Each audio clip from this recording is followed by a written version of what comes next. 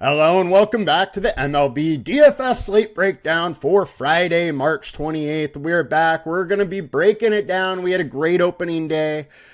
I got some shots on goal, finished fourth in the big Fanduel contest. We're going to go over that as this is the second show and the second game. We now have some stuff we can review. So, as we did last year, we will review the winning lineups on the big contest for DraftKings and FanDuel. Then we will dive into pitchers to consider, followed by some stacks.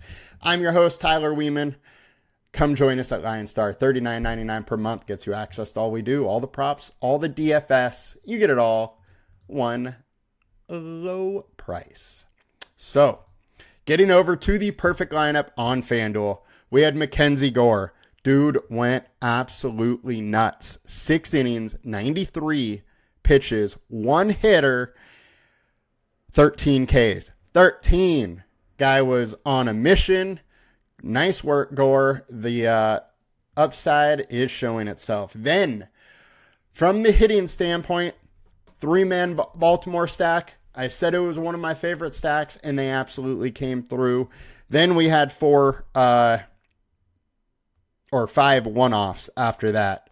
Albies did work. Machado went nuts. Nick Gonzalez hit a bomb. And the Rook, Kyle Benzardo, with a 50-burger, just went nuts. He almost had himself the cycle.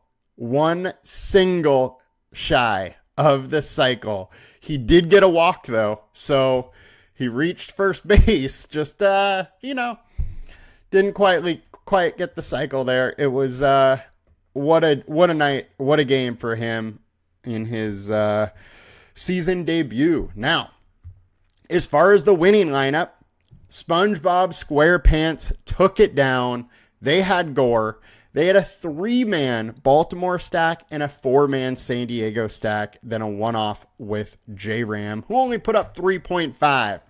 My lineup, quite a bit different. I had the chalk Paul Skeens, only gave me 31. I gave up 30 points right there. I would have absolutely crushed them had I had Skeens, or had I had Gore, but I also would have been leaving a ton of money on the table. Hitters wise, classic 4-4 stack. 4 Baltimore guys, 4 Boston guys. I even had a 0 from Devers and a 3 from Wong. Lost by 10 points. The reason I only lost by 10, Rutschman, 47. Abreu, 53. Mullins, 50. Tyler O'Neill, 44. I had that quad that just went absolutely nuts. I'll take fourth. Another shot on goal. Let's keep getting shots on goal and get some takedowns this season. Next, let's get into our perfect lineup on DraftKings. We had Nathan Eovaldi, 25.7. Gore going nuts with the 38.9. 2-man Padre stack. And then all one-offs. It was a different slate on DK as it didn't have the first couple games. And while stacks are always needed, they just weren't quite as needed yesterday. The winning lineup went to Mark Hutch, 98, who had Reagans, who we talked about, has struggled versus Cleveland, only put up 7.05. Hunter Green, 20.85, had a solid game himself. And then it was a one-offs lineup. They had Atlanta, a little 2-man stack, a 2-man stack of the Padres with Tatis and Machado, and then some one-offs. Not typically how I'd want to build, but hey, it won them 100K. Congrats to them. They won by 13 points. And now let's dig in to today's contest.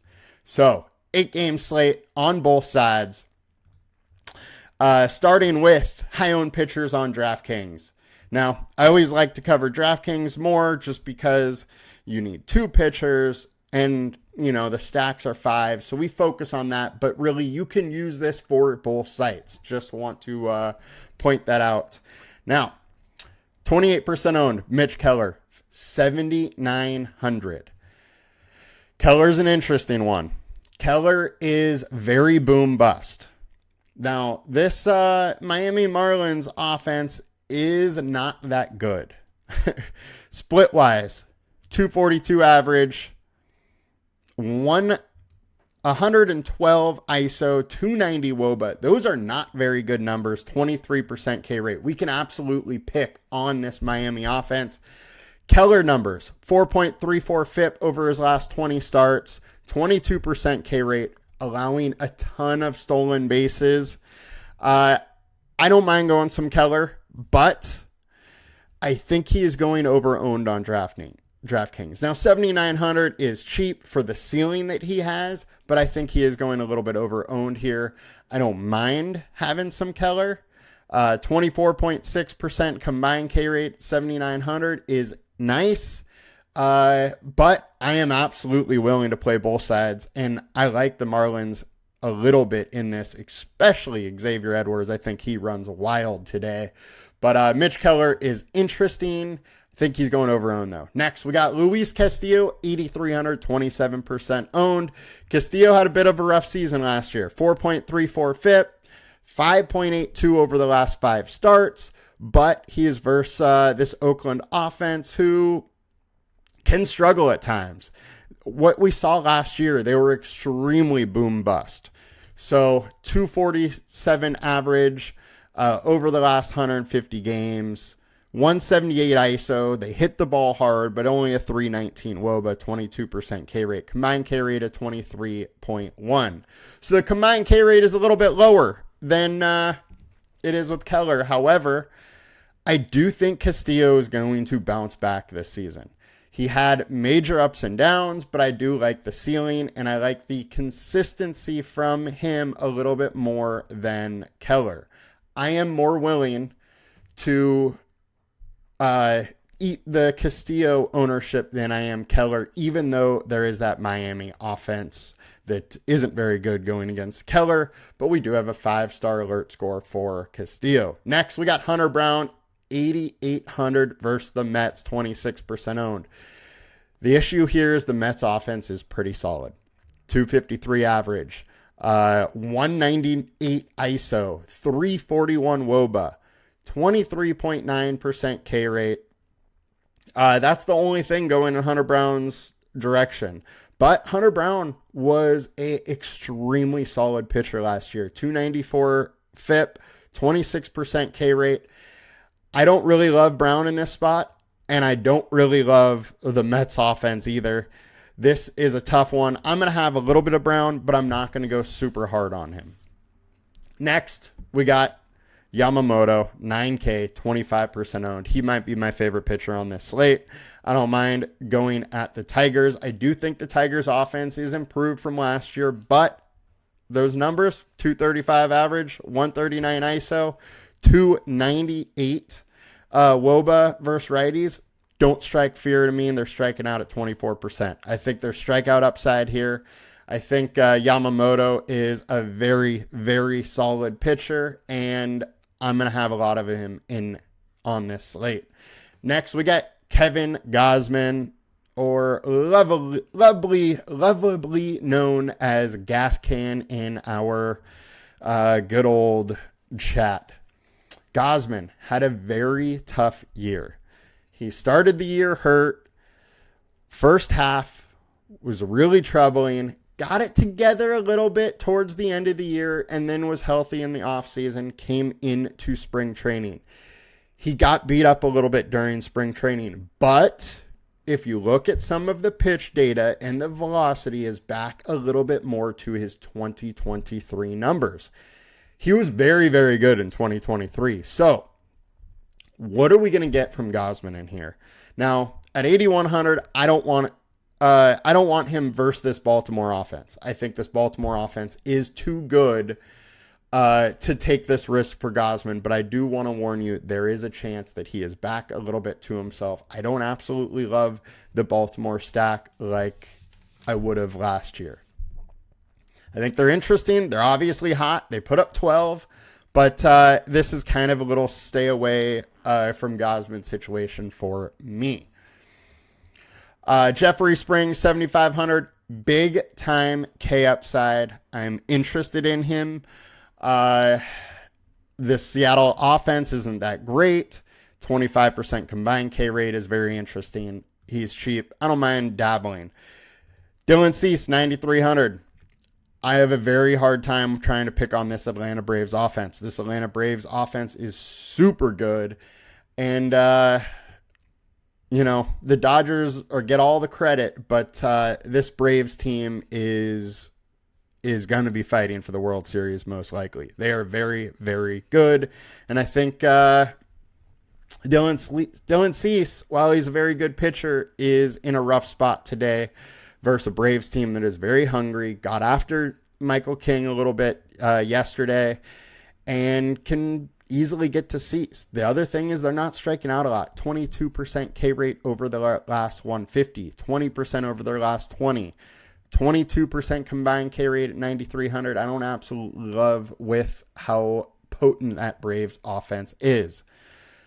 Now, Ronaldo Lopez, 7,800, I think is pretty interesting. He is too cheap for the quality of pitcher he was last year. 2.89 FIP, 28% K rate. Are you kidding me? Combined K rate, 28%. Now, that is largely on the last 5 starts number and the opponent K rate, which is very low. Padres don't strike out much. They get guys on base. They don't strike out much. They're not a team I generally like to pick on, but I don't mind having some Ronaldo Lopez on DraftKings at 7,800. 7,800 is too cheap for how good of a pitcher he was last year in the small sample size. He's going to be able to go a little deeper into games. They're going to have a longer leash on him. I think he's interesting. Flaherty, I don't really love it. 8,500 versus the Dodgers, and he was on the Dodgers last year. I think that's a tough pill to swallow for me. They know Flaherty inside and out. I don't want to deal with him. Jameson Taillon, 7,200 is a little sneaky. Super cheap. This pitching slate is a little bit of a hard one. Taillon has been very, very good versus the Diamondbacks. 85 plate attempts, 182 average, 169 ISO, 22% K rate. K rate's not super high, but sneaky enough at this price. I am kind of interested in them a little bit. Now, the Diamondbacks offense is good, so it is risky, but hey, it's going unowned. I'm willing to take a little bit of a shot there. Merrill Kelly, 7,300. This Cubs offense went to work yesterday, did some real nice work versus Gallen, and Merrill Kelly is very good. I don't really want to stack the Cubs, but I am a little bit interested, but I'm also a little interested in Merrill Kelly. The fact that, 23% K rate at 7,300. He has good numbers versus the Cubs, 204 average and 58 plate attempts with 26% K rate. Combined K rate, 23.8. Over under is 9 on this. This is a game that I think can go super wide as far as the variance, as far as the outcomes. We could have a very low scoring pitcher duel here, or both of these offense can get it rolling. I think this is a very interesting game for DFS that we're going to have to watch. Little interested in the pitchers. All in all, Yamamoto's my favorite pitcher. I don't mind some Keller. Castillo's super interesting to me. Springs has some major upside. And then the last two, Cubs and Diamondbacks, are absolutely interesting. Getting over to FanDuel, highest owned, we got Castillo, we got Springs. Springs at 8,800 is still a bit interesting than Gausman, 8,600. It's probably a no for me. On FanDuel, Keller is not high owned. I am more willing to take some shots on him here. Now, he is overpriced. I expect him to go way less owned than 13% because of his price. But the upside is there. At that price, I'm still willing to take some shots. Yamamoto is my favorite play on FanDuel at 9,500. And let's get over to some stacks for today. As always, going over to DraftKings for that, just because it gives us a bigger sample size. At least today, both slates, FanDuel and DraftKings, are the same, so we don't have that weirdness to mess up with. All right, highest owned stack, we got the Boston Red Sox versus Jack Leiter. Jack Leiter got crushed last year. He's a big-time prospect. 5.72 FIP, though, over his starts last year. Not great. I understand why you want to go to Boston. I'm fine with getting some Boston. I think they're in an interesting spot. I'm not going to go super, super hard. Diamondbacks also stop popping up versus Tyone. I kind of prefer the Tyone side of that, but to each their own there. You make the call what you want to do. Our highest projected stacks, it's the Dodgers. Now, I got to say this. They are the highest projected, but this stack, you're not getting this one. This stack is so expensive. $26K for the stack. It's just too much. You're not going to get that one. One of these stacks that are a little cheaper, I'm interested in playing with. You need to get some of the cheaper guys if you go with this Dodgers lineup. Now, versus Jack Flaherty, I think there's a high variant spot. One, Dodgers had Flaherty last year. They know him inside and out. The scouting report is going to be super good for Flaherty. So I don't mind some Dodger bats, but Flaherty is a very solid pitcher. He is a little inconsistent though. Dodgers are always interesting. They're going to be always interesting this entire year. Now, value stack of the day, Miami, 2,700 versus Mitch Keller. I love this value stack. Absolutely willing to have some of it. And pretty much all my value stacks with Miami are likely to be centered around Xavier Edwards. This is a guy that steals a ton of bases, has speed. I would not be surprised if he steals 1 or 2 bags today versus Keller, who gives up stolen bases left and right. Diamondbacks also popping up.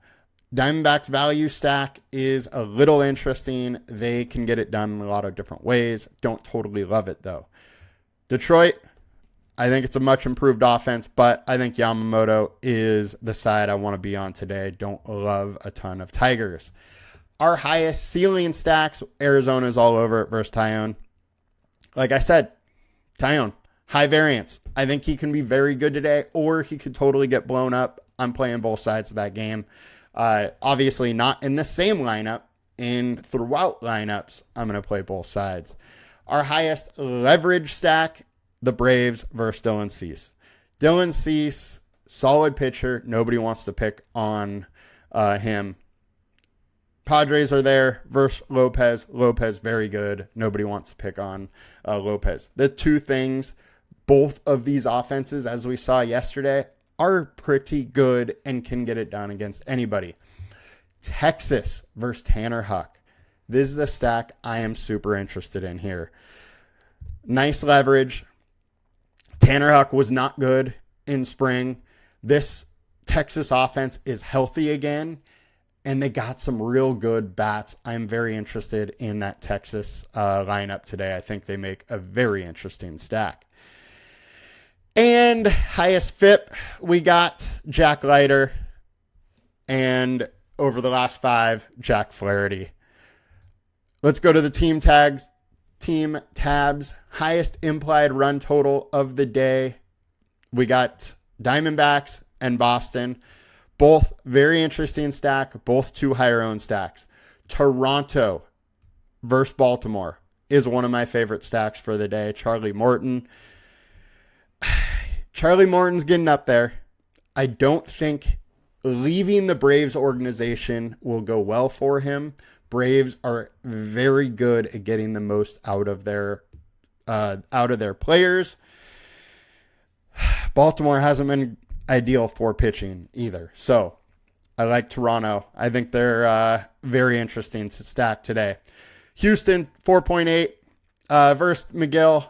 Absolutely fine going there. Pittsburgh, 4.8 versus Gillespie. I think Gillespie is going to probably have a short day, but be effective. You're really going to be able to get to Miami through that bullpen. Dodgers 4.5, fine dabbling there. And fine having some Baltimore stacks a little bit versus Gosman. I don't want to go too hard. And I think Miami is interesting, low-owned stack. And that will do it for us today, guys. I hope you guys have a great day. Let's make some money. And I will be back more next week with baseball, with NBA. We got it all. I got more NBA coming out later today as well. You guys have a good one. Let's make some money. Please like, comment, and subscribe. Talk to you later. Peace.